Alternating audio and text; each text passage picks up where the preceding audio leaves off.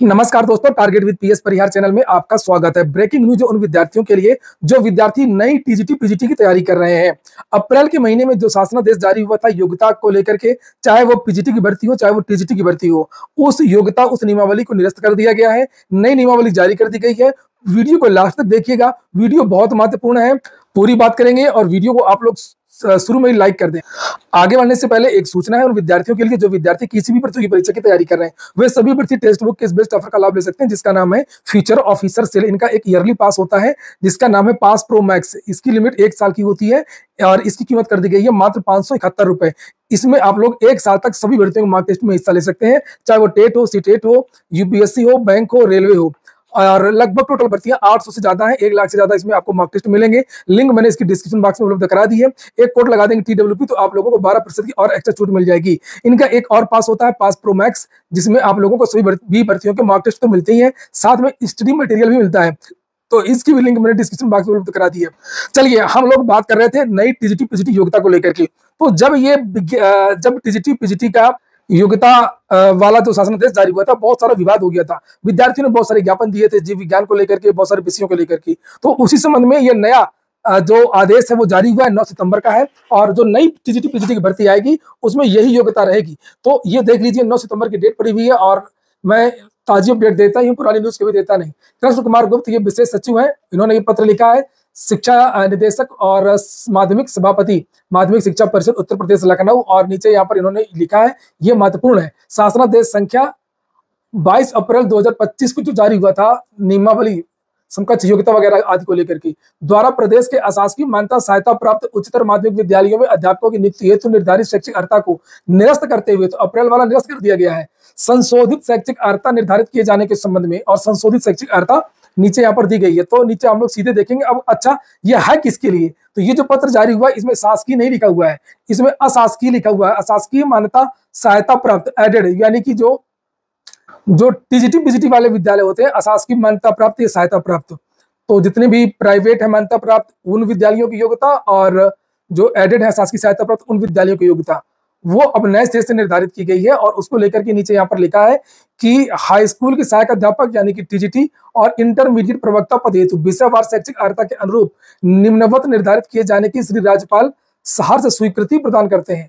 तो ये राज्यपाल जी ने ये जो शासनादेश जारी किया है, तो पहले शुरू में ये अध्यापकों के लिए है, यानी कि टीजीटी के लिए है, ये हाई स्कूल लिखा हुआ है। और नीचे अब मैं दिखाऊंगा आप लोगों को पीजीटी का भी। तो ये देख लीजिए आप लोग, हिंदी में कोई बदलाव नहीं हुआ है, जैसी पहले योग्यता थी उसी तरीके से सेम योग्यता है। ये पुरानी वाली योग्यता है, अप्रैल के महीने में जो जारी हुआ था, 22 अप्रैल की डेट पड़ी हुई है, ये देखिए यहाँ पर लिखा है। और ये संशोधित शैक्षिक अर्हता 9 तारीख की है। इसमें क्या लिखा है? भारत में विधि द्वारा स्थापित किसी मान्यता प्राप्त विश्वविद्यालय या डीम्ड विश्वविद्यालय अथवा संस्थान से एक विषय के रूप में हिंदी के साथ स्नातक हो और एक विषय के रूप में संस्कृत के साथ में इंटरमीडिएट हो, या उत्तर प्रदेश संस्कृत शिक्षा परिषद उत्तर मध्यमा परीक्षा उत्तीर्ण हो, तो आप लोग आवेदन कर सकेंगे। और बीएड तो करना अनिवार्य है ये टीजीटी के लिए ये। और उसके बाद में उर्दू के लिए भी आप देख सकते हैं कहीं कोई बदलाव नहीं है, इससे उसी तरीके से है। अंग्रेजी को भी आप लोग देख लीजिए, लिखा है भारत में विधि द्वारा स्थापित किसी मान्यता प्राप्त विश्वविद्यालय, डीम्ड विश्वविद्यालय अथवा संस्थान से अंग्रेजी साहित्य के साथ स्नातक की उपाधि। इसमें अंग्रेजी साहित्य को लेकर के विद्यार्थियों ने आपत्ति भी दर्ज कराई थी, लेकिन इसमें कोई बदलाव नहीं किया गया, वही लिखा हुआ सीधे सीधे अंग्रेजी साहित्य और बीएड। संस्कृत का टीचर बनने के लिए भी देख लीजिए आप लोग, वही है भारत में विधि द्वारा स्थापित किसी मान्यता प्राप्त या डीम्ड विश्वविद्यालय अथवा संस्थान से एक विषय के रूप में संस्कृत के साथ में स्नातक की उपाधि। अरबी, पाली, ये सब बहुत सारे विषय हैं यहाँ पर, लगभग शायद 26 हैं टोटल। सिंधी वगैरह है, सहायक अध्यापक, ये अलग अलग विषय का लिखा हुआ है। संबंधित विषय में स्नातक की उपाधि हो और बीएड हो। और गणित के लिए भी देख लीजिए, कहीं कुछ नहीं है, बीएड होना चाहिए और गणित के साथ में बीएससी यानी स्नातक होना चाहिए। गृह विज्ञान के लिए देख लीजिए, एक विषय के रूप में गृह विज्ञान हो स्नातक में और बीएड है तो आवेदन कर सकते हैं। ये सामाजिक विज्ञान के लिए भी वही है, भारत में विधि द्वारा स्थापित किसी भी मान्यता प्राप्त विश्वविद्यालय से इतिहास, भूगोल, राजनीति विज्ञान, अर्थशास्त्र में कम से कम 2 विषय होने चाहिए, कॉम्बिनेशन वाली बात है। और ये संगीत के बारे में भी आप लोग यहाँ पर देख सकते हैं, वही है, कोई बदलाव नहीं। वाणिज्य में भी कोई बदलाव नहीं है।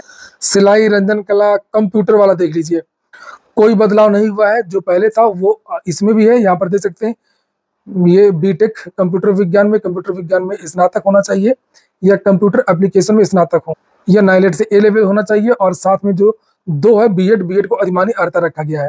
विज्ञान के शिक्षक के विद्यार्थी मांग कर रहे थे कि इसमें जीव विज्ञान को शामिल किया जाए, लेकिन नहीं किया गया है। आगे राहत दी गई है, वो मैं अभी आपको दिखाऊंगा। तो यहाँ पर वही है कि भौतिक विज्ञान, रसायन विज्ञान के साथ में अगर आपने स्नातक किया है तो आप आवेदन कर सकेंगे और बीएड होना चाहिए। जीव विज्ञान वाला का मामला हला भला किया गया है। जीव विज्ञान के लिए कोई योग्यता निर्धारित नहीं थी और यही विद्यार्थी कोर्ट चले गए थे। तो यहाँ पर ये आ गया है, इनकी बात मान ली गई। इसको लेकर के प्रस्ताव भी भेजा गया था छात्रों की तरफ से।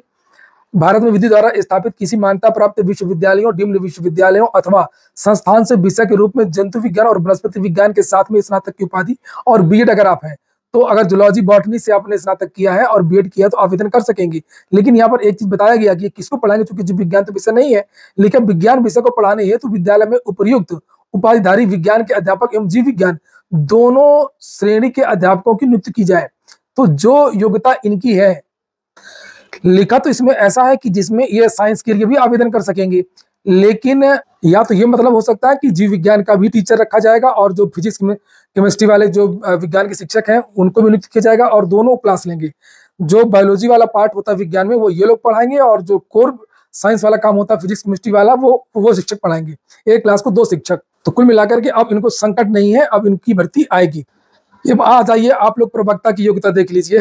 तो ये प्रवक्ता को लेकर के हिंदी के लिए है, कहीं कोई बदलाव नहीं दिख रहा है, सेम वही योग्यता है। तो और ज्यादा किसी विषय में कोई बदलाव नहीं है। आपको जो बदलाव देखने को मिलेगा मैं सीधे पहले चलता हूँ भूगोल। तो यहाँ पर भूगोल शब्द को जोड़ दिया गया है। पहले भूगोल नहीं लिखा था, पहले ये लिखा था भारत में विधि द्वारा स्थापित किसी मान्यता प्राप्त विश्वविद्यालय, डीम्ड विश्वविद्यालय से संबंधित विषय में स्नातकोत्तर की उपाधि।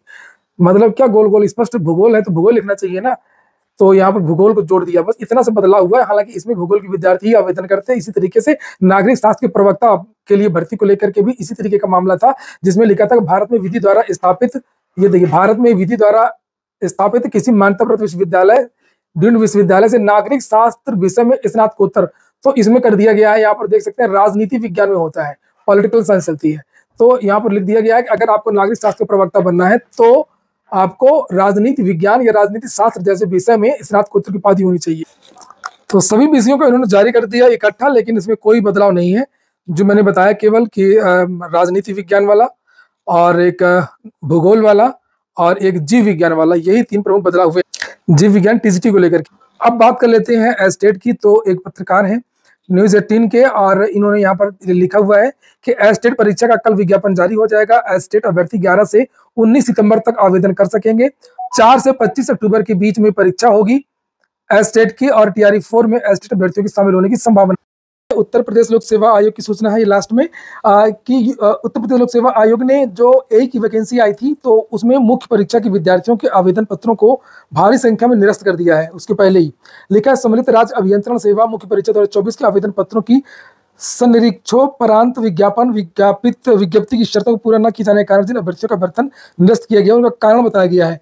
तो मेंस से पहले इनका जो है ये जो है रद्द कर दिया गया और बताया गया है कि इन लोगों ने कौन सी शर्तें पूरी नहीं की थी। तो लिखा है कि आवेदन पत्र निर्धारित लास्ट डेट 4 जुलाई तक आयोग कार्यालय में प्रस्तुत नहीं किया गया। तो ये एक कारण था, 4 जुलाई की पहले भेजना था। और देखिए कितनी भारी संख्या में विद्यार्थियों की जिंदगी बर्बाद हुई है। ये देखिए 4 3 8 4 3 12 4 16 4 5 20 4 5 24 5 24, ये मैं गिन नहीं पाऊंगा, बहुत लंबी लिस्ट है। ये देखिए आप लोग, ये देखिए। और भर्ती को लेकर कितना आंदोलन, धरना, प्रदर्शन करवाइए लोग। और जब भर्ती आ गई तो लापरवाही, बहुत सारे विद्यार्थी यही करते हैं, लास्ट डेट करते रहते हैं और उसमें भी बाद में चूक जाते हैं। और ये देखिए ये सब विद्यार्थी प्री पास हैं। तो ये विद्यार्थी तो वो हैं जिनका आवेदन लास्ट में पहुंचा था। ये देखिए यहाँ पर भी लिस्ट है, ये देखिए इनकी संख्या लगभग 200 छात्र केवल ऐसे हैं, या संख्या तो लिखी है 177। ये देखिए 177 छात्र ऐसे हैं जिनके आवेदन लास्ट डेट में पहुंचे हैं। फिर ये कुछ और विद्यार्थी हैं, ये देखिए इनकी भी यहाँ पर ये संख्या लिखी हुई है। अभ्यर्थीगण ऑनलाइन दावे के आधार पर प्रारंभिक परीक्षा में सफल हैं, लेकिन मुख्य परीक्षा के आवेदन पत्रों की संरीक्षा में पाया गया कि मुख्य परीक्षा का आवेदन पत्र संलग्न न करके केवल शैक्षिक अभिलेख ने किया है। तो मेंस का फॉर्म ये ढंग से भर नहीं पाए हैं, क्या यही बनेंगे ये। और देखिए यहाँ पर एक ऐसा विद्यार्थी था जो स्नातक के 8वें सेमेस्टर की अवधि, ये मामूली गलतियां भी कुछ विद्यार्थियों ने की है, कुछ विद्यार्थियों ने बड़ी गलतियां की हैं। एज, एक विद्यार्थियों के एज में अंतर है, आवेदन में कुछ और एज है, हाई स्कूल की मार्कशीट में कुछ और एज है। एक विद्यार्थी का स्नातक उत्तीर्ण करने का वर्ष 19 मई 2025 है, आवेदन की लास्ट डेट 17 जनवरी 2025 होनी चाहिए। एक और विद्यार्थी बहुत सारे विद्यार्थी हैं। ये पूरी लिस्ट लोक सेवा आयोग ने जारी की है, अपना अपना देख लो। हाँ, ये बताऊँ कि अब कुछ हो नहीं पाएगा। ये जब सूची जारी होती है तो बहुत कम फ़ायदा मिलता है। आप लोगों को अपील करना हो तो आप लोग अपील कर सकते हैं 15 सितंबर को शाम को 5 बजे तक पूर्व ये सब ये लिख कर के यहाँ पर काउंटर पर भेज दीजिए कि आप अपनी सफाई में क्या कहना चाहते हैं। तो ये हो गया आज का वीडियो। पूरा वीडियो सुनने के लिए बहुत-बहुत धन्यवाद।